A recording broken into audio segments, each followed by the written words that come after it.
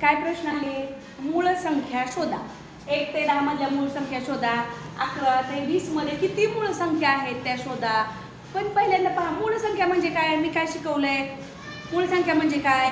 तर ती संख्या फक्त त्याच पाड्यात असते, दुसऱ्या कोणत्याच पाड्यात नसते. त्या संख्येला काय म्हणायचं? मूळ संख्या. मग त्या 11 ते 10 मध्ये किती आहेत, 11 ते 20 मध्ये किती आहेत, असा प्रश्न जर आला तर आपल्याला एक ट्रिक आहे. पहा, मग ती ट्रिक काय मी सांगितली तुम्हाला. आपल्याला एक काही शब्द पाठ करायचे इंग्रजीचे. पहिल्यांदा काय करायचा? डी बरोबर. त्यानंतर बी बी सी. त्यानंतर अजून एकदा बी सी. त्यानंतर असं करायचं पाठ. त्यानंतर काय करायचं? हे की नाही सगळे अशा ओळीने द्यायचे. किती आहेत बघा? 1 2 3 4 5 6 7 8 9 10 आहेत की नाही. आणि हे पण 10 आहेत. त्यांना हे देऊन टाकायचे. डी सांगा मला. डी बी बी सी. अजून एकदा बी बी सी. आता शेवटचं बी ए. झालं का? आता म्हणजे किती आहेत अक्षर? 4. अक्षर किती आहेत? ही 4. कोणती कोणती आहेत पहा? A B C D. किती अक्षर आहेत अनन्या? 4. मग ए ला 1 नंबर द्या, बी ला 2, सी ला 3 आणि डी ला 4 नंबर दिले. पहा, आता इथं डी आहे की नाही.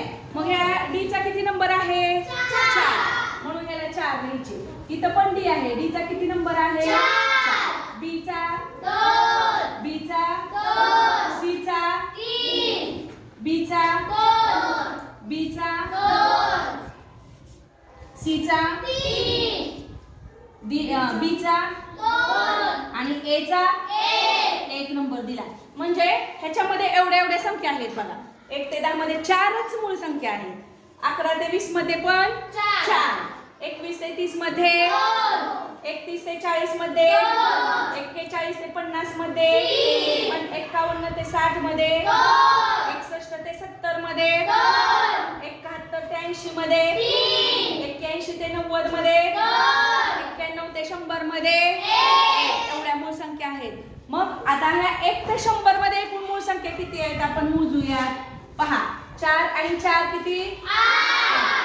8 आणि 2 किती? 10 आणि 2 12 आणि 3 15 आणि 2 17 आणि 2 19 आणि 3 22 आणि 2 24 आणि 1 25. म्हणजे 1 ते 100 मध्ये 25 मूळ संख्या आहेत. लक्षात राहील. मग किती का विचारलं तुम्हाला? 1 ते 50 मधल्या विचारले तर एवढ्यांची बेरीज करायची. किती आहेत 1 ते 50 मध्ये? 4 आणि 4 8 आणि 2 10 आणि 2 12 आणि 3 15. 1 ते 50 मध्ये किती आहेत? 15 आहेत. म्हणजे असं कोणताही प्रश्न विचारला तर तुम्ही ह्याच्यावरून लिहू शकता. समजलं तुम्हाला?